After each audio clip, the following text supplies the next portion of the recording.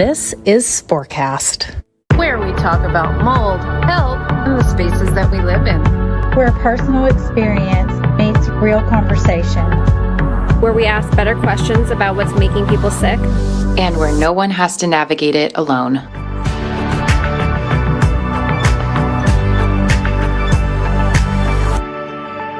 Thank you for listening to Sporecast. Before we get started, just a quick note. This podcast is for informational and personal experience purposes only. We are not medical professionals and nothing shared here should be taken as medical advice. We all come from different backgrounds and perspectives, so the opinions shared are our own and may not reflect each other or apply to every situation. Always do your own research and consult with a qualified professional when needed. Thank you and enjoy the show.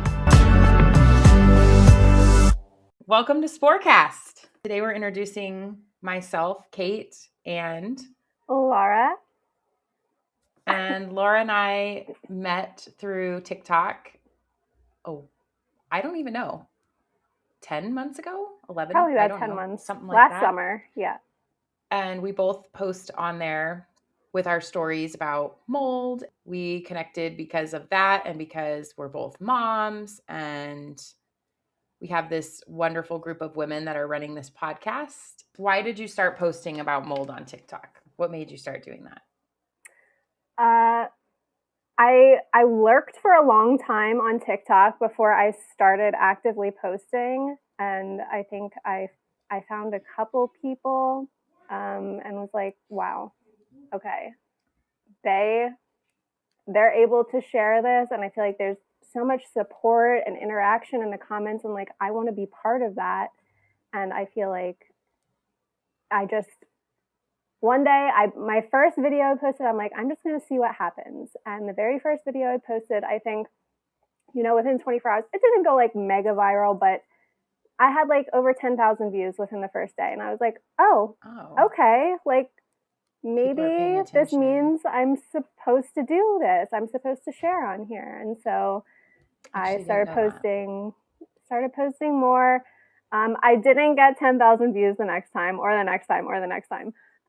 But I did start connecting with a lot of people, and it just completely opened a door that like I'm not alone. I'm not alone anymore. Yeah. And so I really just went on there to find a community, because I knew there had to be other people going through this, because nobody in my real life had any idea what I was going through or could relate at all. So yeah, same. I felt very isolated and kind of insane a little bit. And for me, it was more that I had tried to kind of plug myself into other communities, mainly on Facebook. And I found just a lot of really, really negative energy around hopelessness. And I just was not willing to accept that. I was like, I need to find people that have healed from this. I'm going to heal from this. I'm going to document it. I'm going to talk about it.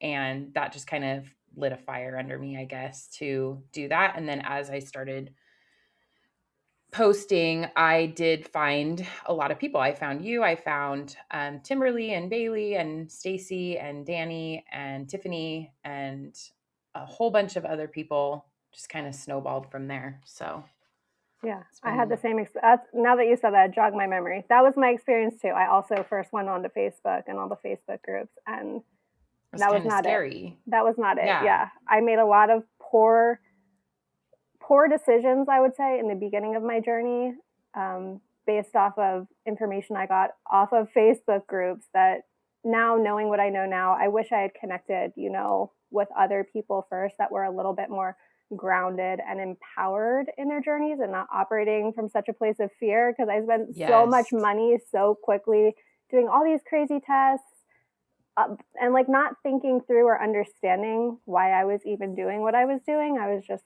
following all this crazy advice. So I'm really glad I ended up on TikTok, and I am no longer actively in those Facebook groups. Same. I excused myself from pretty much all of them because I remember one of my first posts in them was I asked something about my house getting remediated because we were getting ready to do that. And I got like 35 replies to my question. I don't remember what the specific question was. It was just some little detail, I think, about coming back after remediation. And every comment was like, remediations fail. You're not going to get better. You're going to get sick. You need to do this. And I cried because I was so upset reading that. And I told my husband, I'm like, I don't know, like we couldn't not go down that path of remediation. It just wasn't feasible. So it really upset me. And like I said, that was kind of what motivated me to find another way and find other people. And here we are. And here we are. I feel like I have the exact similar experiences, different posts, but met with lots of, it's just crazy how quick people are to just dump their negative experience on you, or like, it's just like, oh my gosh, don't tell me that. I want to know that. It's like very, very overwhelming, but it's hard because I know that people are sick and I know that people are traumatized by all of this, and I understand that. But yeah, it's hard when you first find out about mold. It's extremely overwhelming, all of the information that you start taking in. It's like you're just trying to take all of these new concepts in and you don't really know what's what, and it's super, super overwhelming. It's still overwhelming actually sometimes to learn about all of it. It is still overwhelming. And I feel like, especially when you've been sick for so long and you do find out, okay, it's mold. I think it is mold that's making you sick, and you know there's like a solution. You want to like do all the tests as fast as you can and like find it and find the answers, and you're like just making decisions so rapidly, and just, you know, sometimes taking the first piece of advice that falls in your lap, which may not necessarily be the right piece of advice, and you're just really, it's like a whirlwind at first. At least that's how it was for me. And it's hard to discern what is good information and advice. And yes, it is. So one of our questions that we had was to describe like your life before mold, which for me, as soon as I saw that question, I thought I need to sit and think about this. And then I thought, no, I'm going to just answer like straight from what comes out of my heart, which is that is like a very hard thing for me to remember. I feel like I don't really actually know when mold started making me sick. I have kind of my theories about stuff. You know, I've lived in this house that I'm in now since 2014. It was a flipped house. We know that a lot of things that were done to it were done poorly. We've discovered many of those things throughout the years.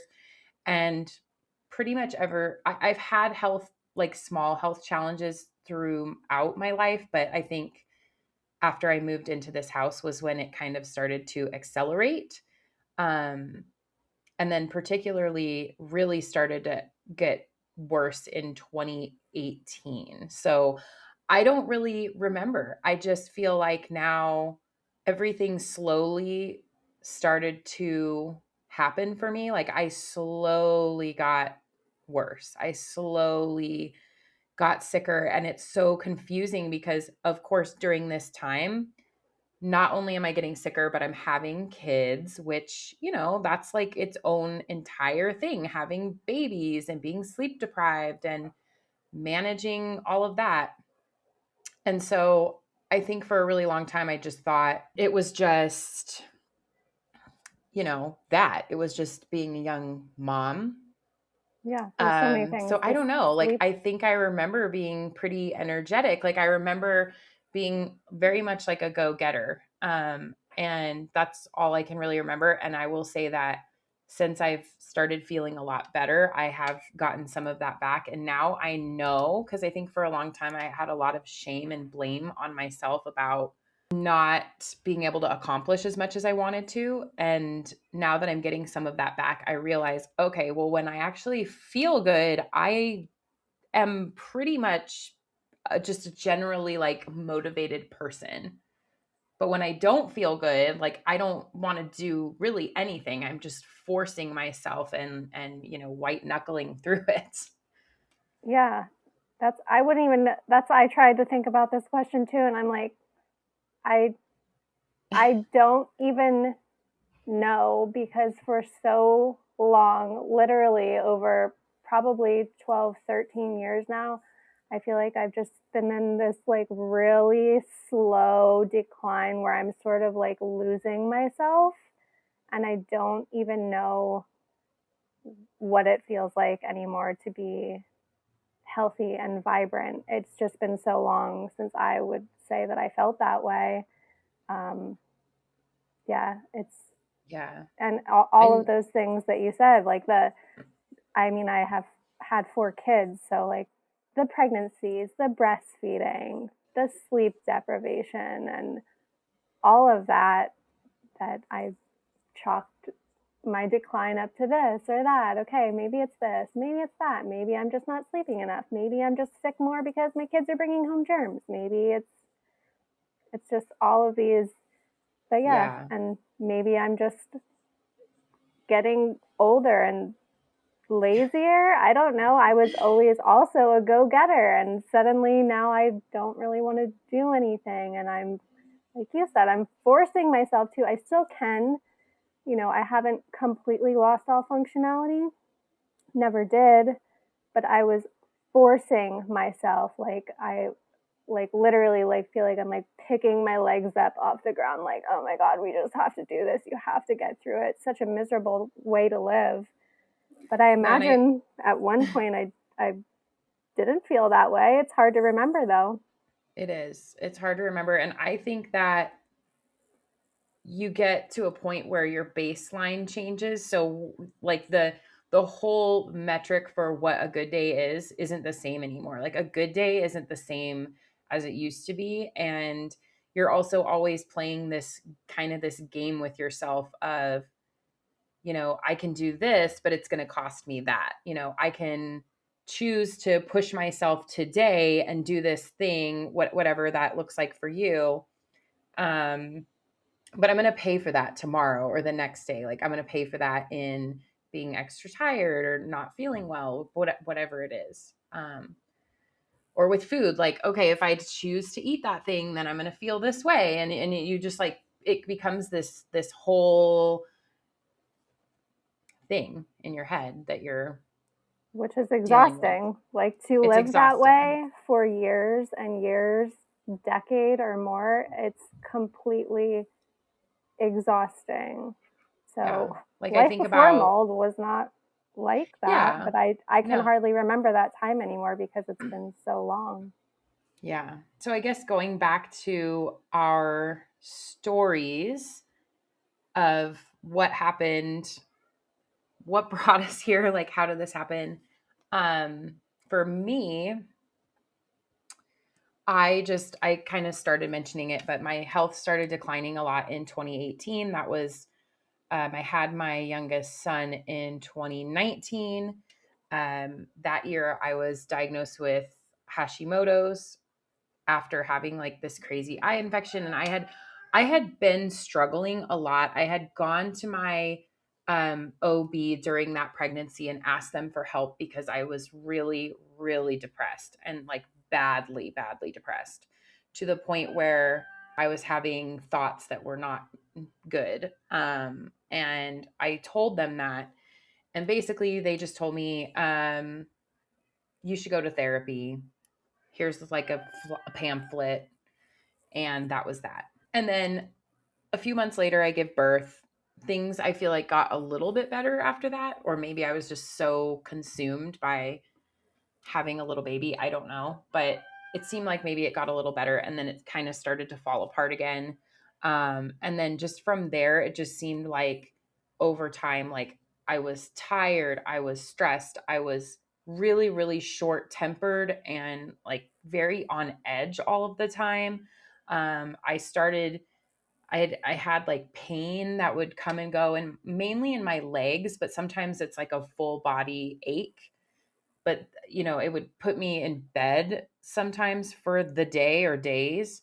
I would, then it just started like all of these random things started happening. Skin rashes, then the congestion started. And then like finally, like the final domino, I'm like very much summarizing this as quick as I can. The final domino for me was my ears. So I had back to back to back ear infections. And then never, like, we would get the infection part. I had a viral infection, then I had a bacterial infection, then I had like 3 fungal ear infections in a row where I had to have like this plug treatment put in my ear where it's like a plug of antifungal cream. So I couldn't hear during that.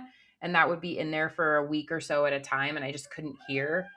And finally, after all of that, I just was still in pain, and the pain in my ears was getting worse and worse and worse. And it's like, something is wrong with you, at that point. Go to my regular doctor, refers me to an ENT. He tells me, no, there's nothing wrong with your ears. You're not in pain. And just kind of go round and round and round. And finally, I had seen things about mold online somewhere. I don't know if it was like a podcast. There's like different more popular podcasts have mentioned things. And I thought about the fact that my house is really old, and I did mention to my regular doctor, I said something to the effect of, oh, maybe it's like mold and that's causing everything. And I kind of said it almost like it was a joke in passing. And then she decided that it was like a light bulb went off in her head. And she's like, oh, we should test for that. And I said no at first. I refused. I was like, I don't want to get this test. It's too expensive. I don't want to pay the $400 or whatever it was. And like 6 months went by and I went and saw her again. She's like, you really, really need to do this test. If you won't test your house, test like yourself first. And so that's what I did. And then, my test lit up like a Christmas tree. So, that was that. It made it pretty obvious, it was undeniable. So then we went looking for the mold, found it. It was there. Like once we had a lot of people talk about how they don't like air quality tests. But for me, that was our first test and our air was so bad. And it's like, if your air has that much mold in the air, you've got a problem, right? Like that's you've got like an a slam dunk. undeniable problem. So then we went down the path of remediation and all of that. And luckily I am a lot better. So like a lot better. That it's just hard to believe. It's like, how is this not on a checklist that people run down, especially for when you have like, you're talking about terrible ear pain and like you're being treated for like fungal infections and stuff. And like, I don't know, it kind of seems like maybe it should be on a checklist. Like, yeah. Like at one point I would go in there with a Q-tip and like literally black would come out of my ears. And I remember my doctor was like, well, it's probably dried blood. And I'm like, no. I know what dried blood looks like. It's like black. Like it looked like I dipped it in charcoal or something. It was really, really gross. Yeah, so gross. That is, I mean, and that's scary though. Imagine like these symptoms are scary things to have happening to you, for people to just be like, oh no, it's, just a fungal infection. I mean, can't be causing that much pain. Like it's not that bad. I mean, it's terrible. I would, my ear pain would get really bad at night and I would lay in bed and just like, honestly, I would just cry a lot because it hurt. And I would just try to get myself to fall asleep in however I could and just be like, okay, one day maybe we'll figure this out. I don't know. But it's horrible. It's a horrible But it's experience. hard. Like you go to the ear doctor and the ear doctor says, no, your ears are fine when you're in excruciating pain. So what do you do at that point? Who do you go to if that's the person who's supposed to help you figure it out? So. Right. then that's why we have this podcast, because That's it's why. just so wrong. Like there's always a reason, and this just needs to be, it needs to be something that gets ruled out every single time for any Yeah. chronic symptom like that you're experiencing without answers. It has to be something that you look into. Unfortunately, we just have to figure that out ourselves most of the time. But Yeah. Well, give us your rundown, Laura.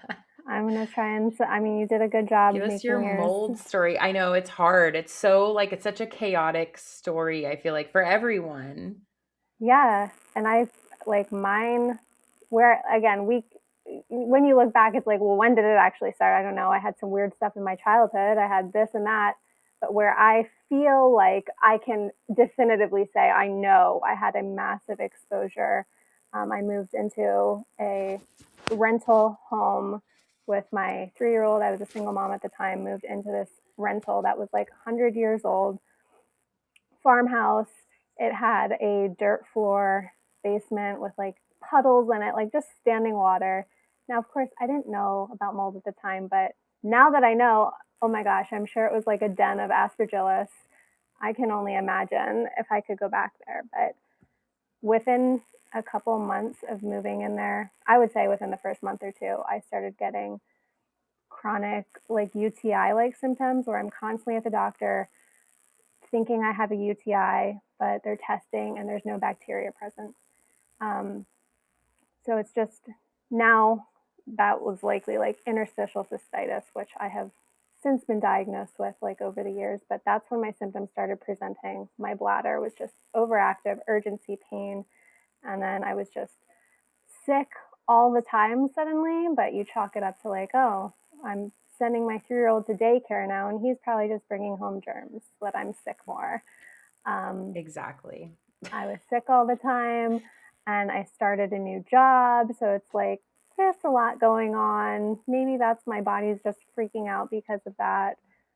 Extreme brain fog, like I never had in my entire life, where I'm working at a computer all day.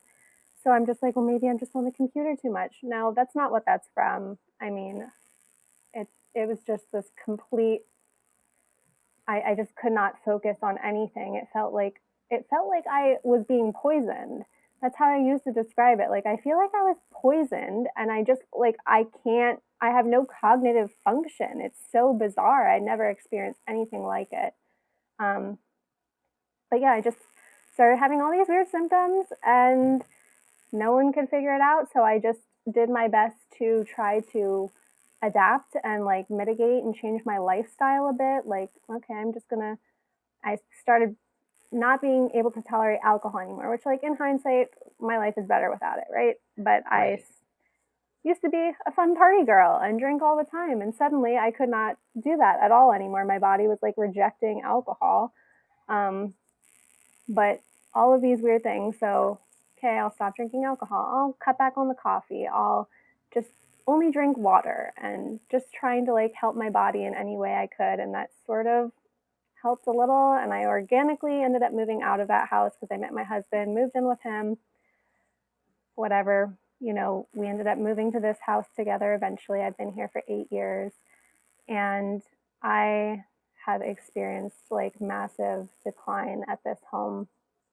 Um, within I think it was about 6 months of living here, I started having massive rectal bleeding and like extreme GI distress. But it would be weird that it would come in like flares. It wasn't all the time. So it was like here and there, I was having these massive episodes of rectal bleeding. So I was being evaluated for like Crohn's and colitis and all of that. Just stopped being able to tolerate certain foods, like anything acidic, I stopped eating. And over the years, I basically just was like losing more and more foods that I felt like I could tolerate. And the frequency of the bleeding and all of that got worse.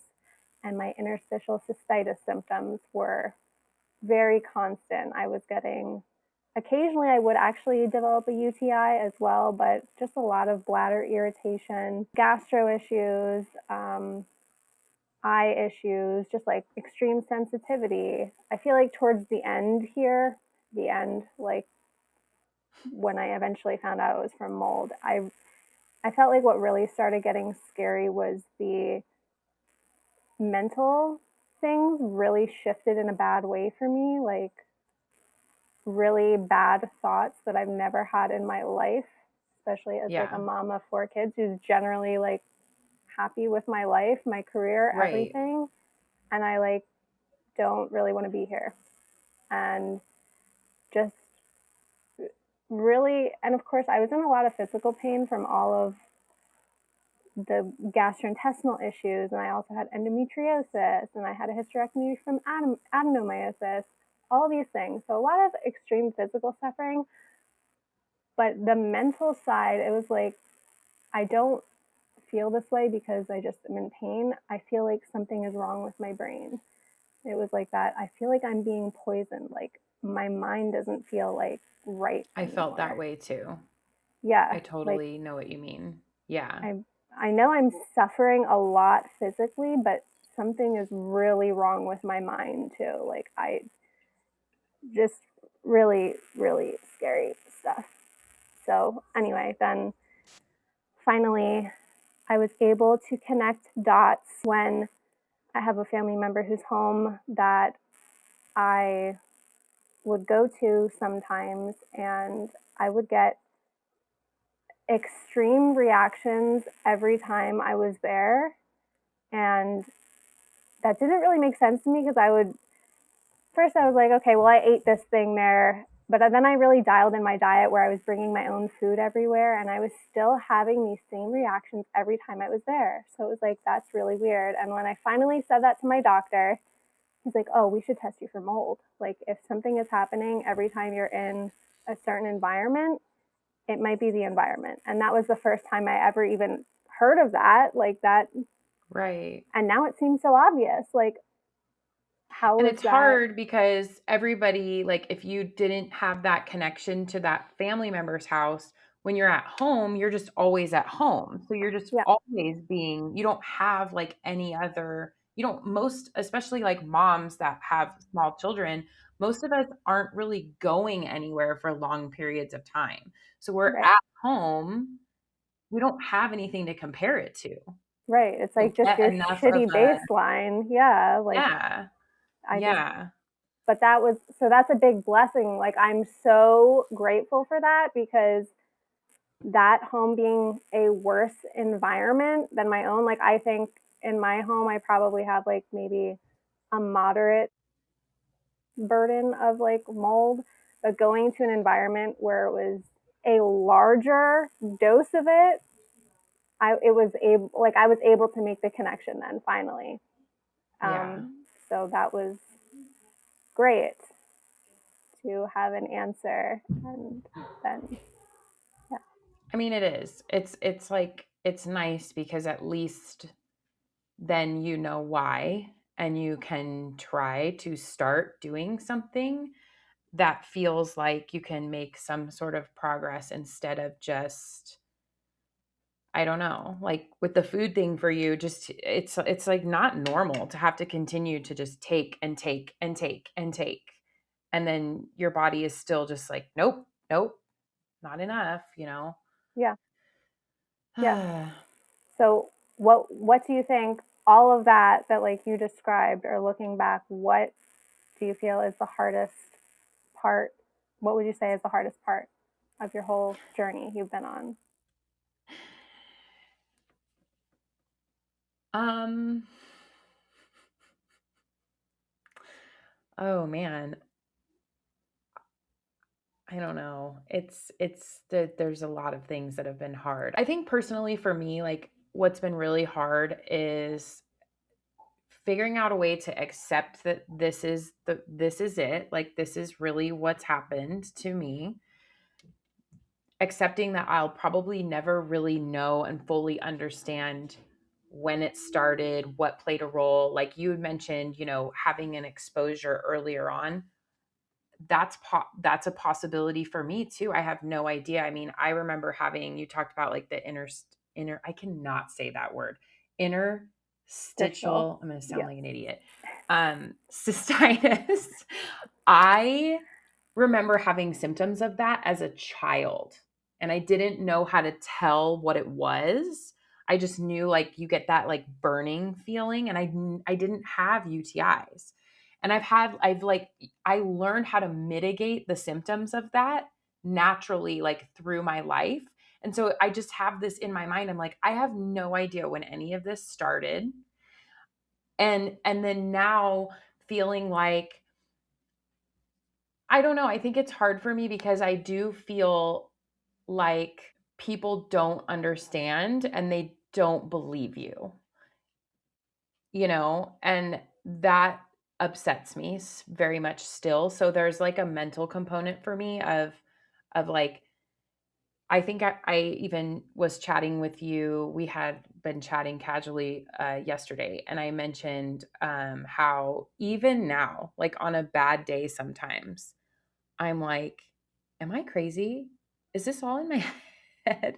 And I know that it's not, but I don't know. I don't know if that's a very good answer, but it's just like a very mental, like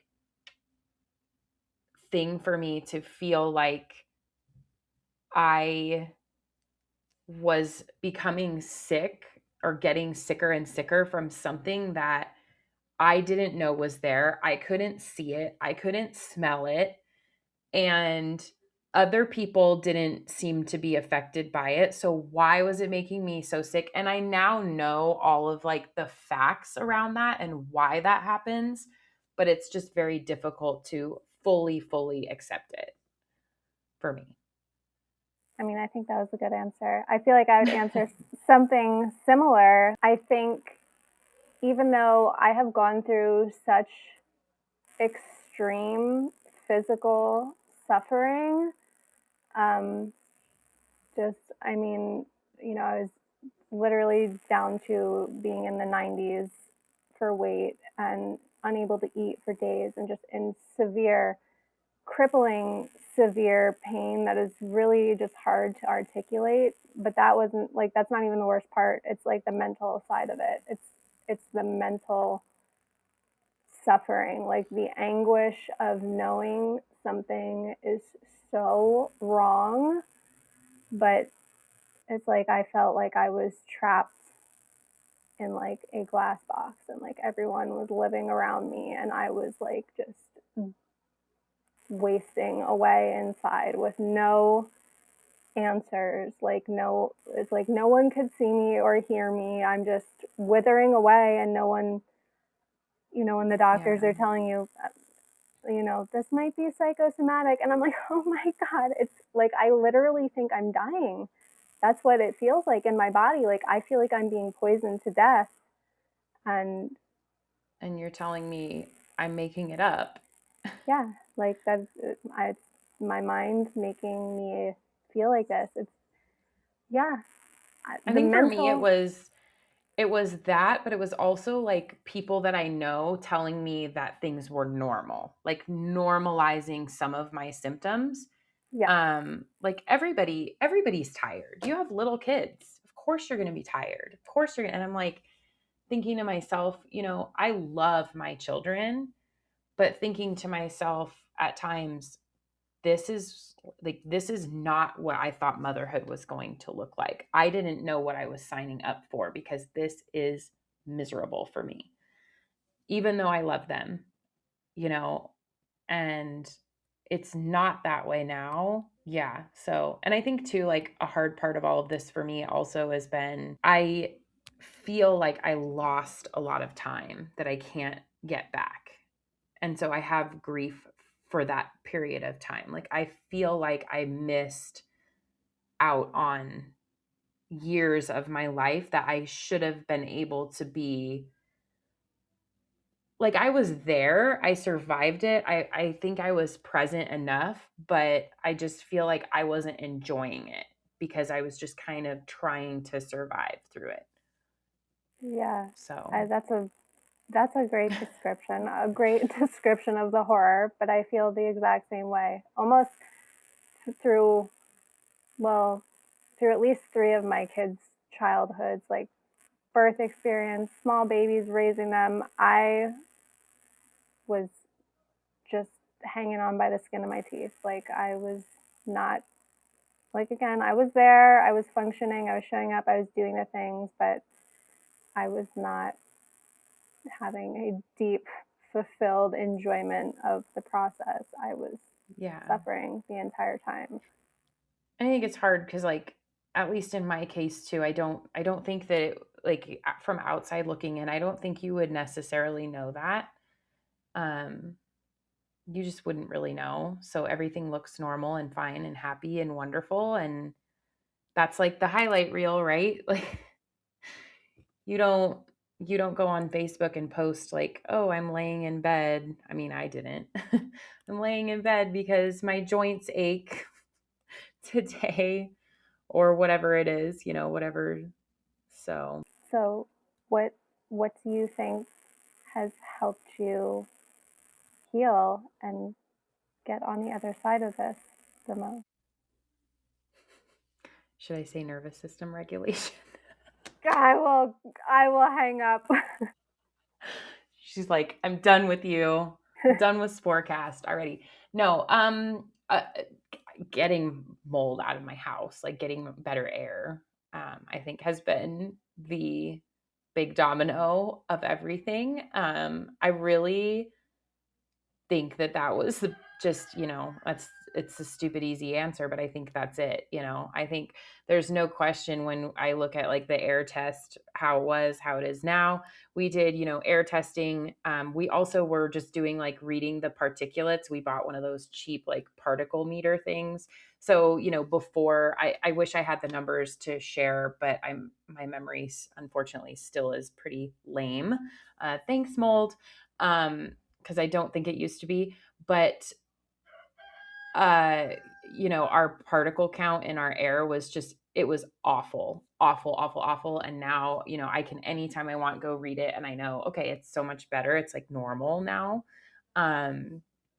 So I know that has changed and I have felt better because of that. So. That makes sense. And it did take time. Yeah. I think that's generally the answer across the board for most people who are going through this. I feel like I'm still sort of in it. I did just recently have remediation, but I'm still so close to it that I can't, I'm not quite to the other side of all of this yet. So yeah, I will say that for me, in general, what is helping me heal, because healing is a long process, I think what helps me the most is through the last 9-10 months, I have learned a lot of hard lessons, and I think no longer like outsourcing my agency and leaning on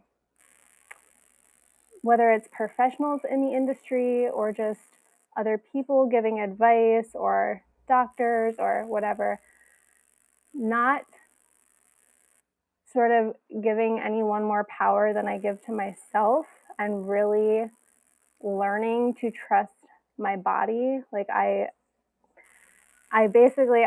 kind of like extreme with my diet, and for a lot of reasons I do have extreme MCAS reactions to many or most foods, but I also really enjoy eating a limited diet because it helps me to it's helped me to learn to trust my body. Like, okay, I know I can eat this diet, and I have really good days and weeks eating this way, so I know it's not the food that's making me sick.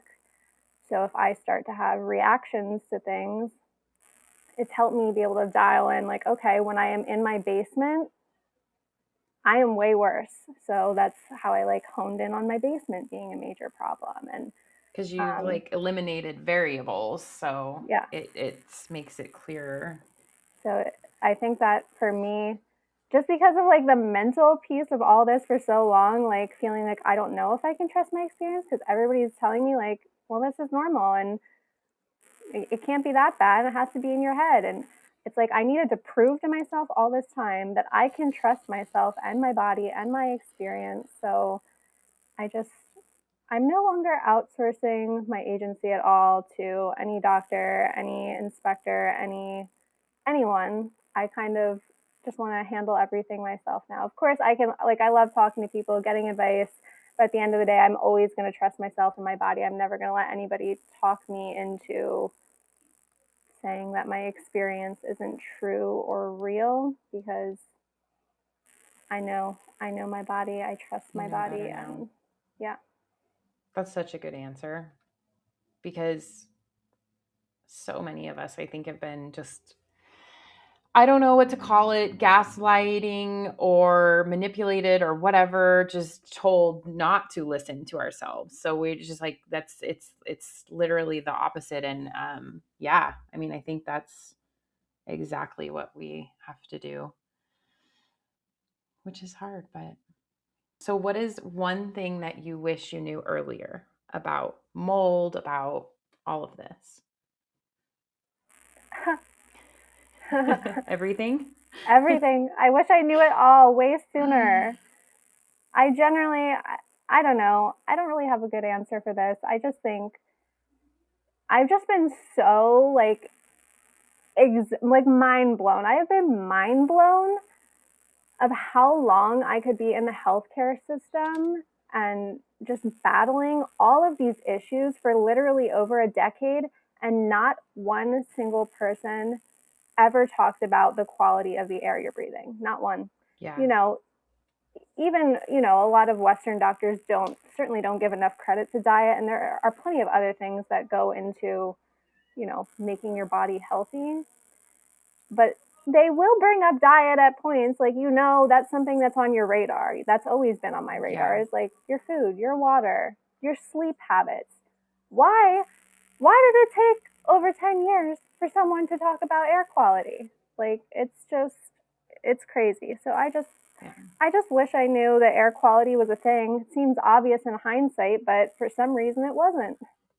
It totally does seem obvious in hindsight. It's like, hello, it's one of the main things that your body is taking in, right? Is the air that you need to live, and you're breathing it in. And we know that if you breathe in toxins, it can poison you. Like, it literally is poisoning you. So yeah, I don't know. I agree. I think that's a really, really hard question to answer. What is one thing you wish you had known earlier? I guess, yeah, that, and even just kind of going back to what you said about being like trusting yourself and being your own advocate. I wish I would have been able to do something like that for myself much earlier. That is one thing I'm very grateful for now, because I am teaching my kids that, like, right now as kids. I am teaching them that right now. Like, we are listening to, like, what are our body signals telling us? Why are they telling us that? Because I just feel like some of it is just because of our healthcare system. Some of it is because of, I don't know. I think there's a lot of different like social components to it, but just being like told to not trust ourselves and to trust everyone else before ourselves, when it really, I think it should be the opposite of that. So, and I feel like I had to learn that in the most crazy, hard way possible. So I wish I would have just maybe been able to learn that in a simpler, less traumatizing, painful way.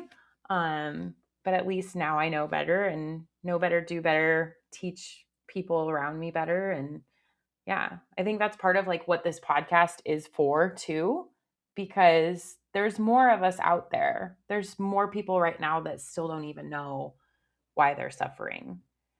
I support that message. But it's so hard because it's almost like one of those like hard lessons that you almost have to live through some level. Now, I think a lot of us have lived through an extreme level of like suffering and many, many, many years. I don't think it needs to be that long and dramatic, but I do think it's hard to learn to trust yourself when there's just everything tells you not to. Yeah, there's so many mixed messages and things that pull you in different directions, and yeah, it's been really, really important for me to learn to trust myself more than anything else. And I know that's a lesson God has been teaching me through all of this. And I guess I don't know, I guess he thought it was just the way that I had to learn it. And that's fine. That's fine. I've always been pretty stubborn, so I guess it was the way it needed to be.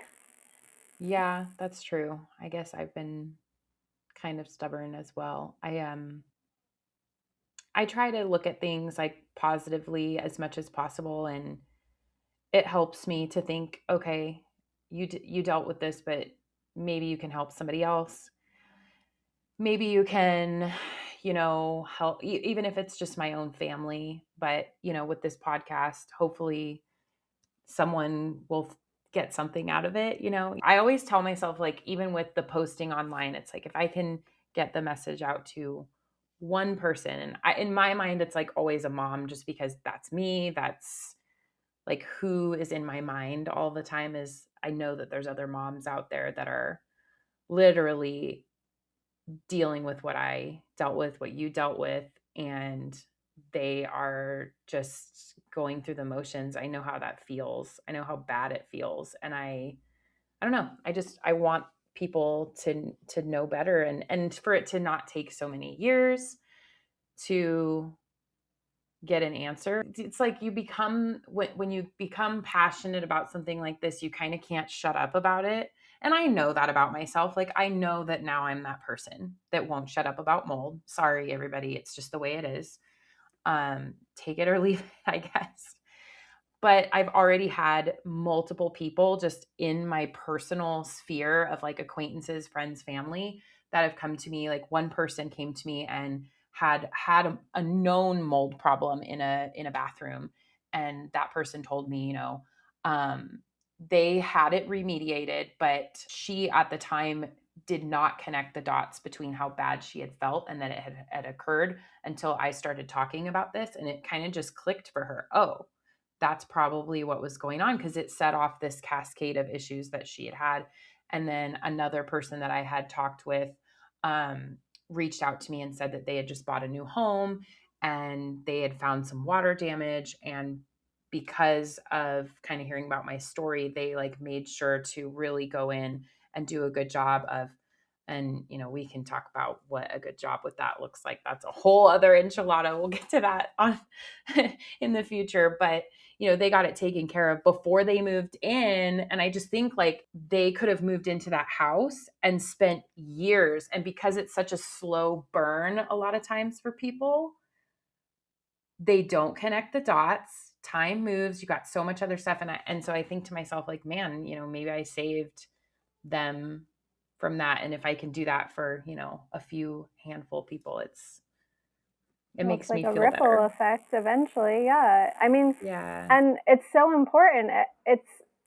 I will also always be the person who's talking about mold. I just don't even care because, I mean, I just think about, it's not like I wasn't like scouring the internet and like Reddit and Facebook and all of the social media apps to try and figure out what was causing my symptoms or, Right. why I had this decline. So, if I would have stumbled on something sooner, I might have connected the dots sooner.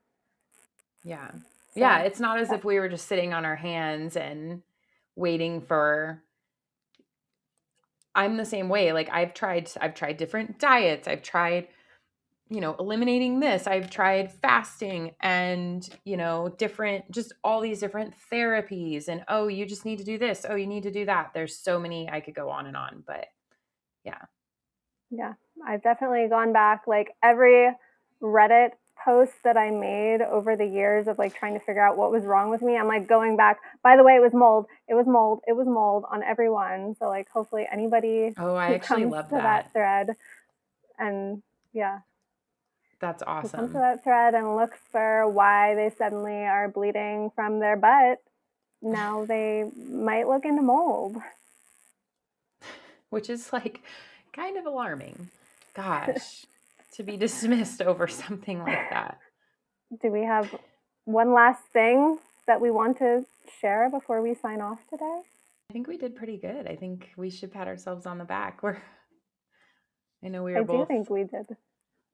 nervous to do this. It's intimidating. But I'm just really excited. I'm excited about this podcast. And I know that just want to kind of, I guess, remind anybody that's listening to this that we're kind of moving through our intro episodes so that you know who we are before we just start blasting you with stuff. And I know that we just wanted to kind of get those intros out of the way, but we've got a whole list of topics that we're working with and taking suggestions. I don't know exactly how we're taking suggestions. I think we are taking them just kind of however you throw them at us, social media, whatever.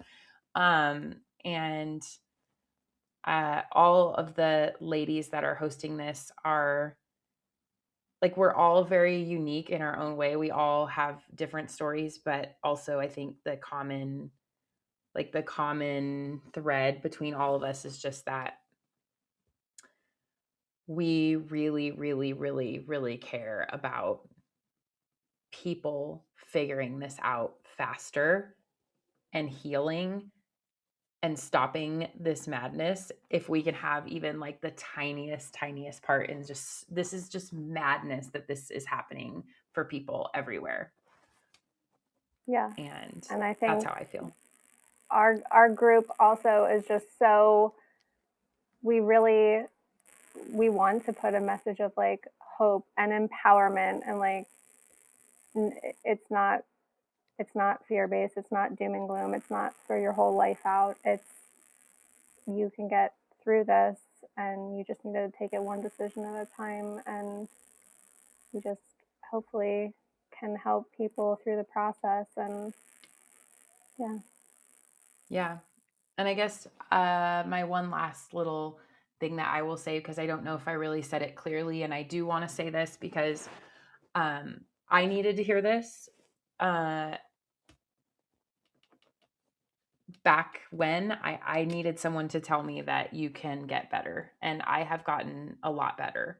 I'm not in pain every day anymore. I have a lot more energy. My baseline has dramatically improved. I felt like I don't know, one day like the curtain just like lifted off my brain and my brain was working again.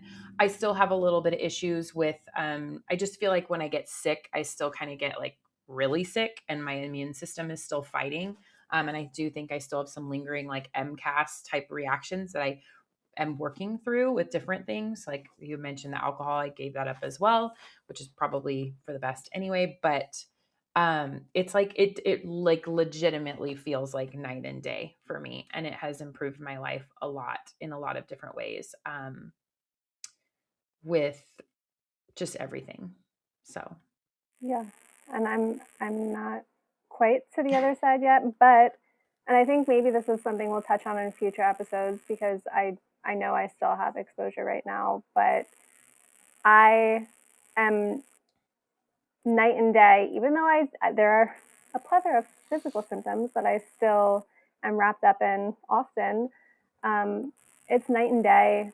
Just like the mental weight of, now that I know like what I'm up against, I just feel so much more empowered to continue to work through this and figure it out. Now I know what I have to do. I know what my next steps need to look like.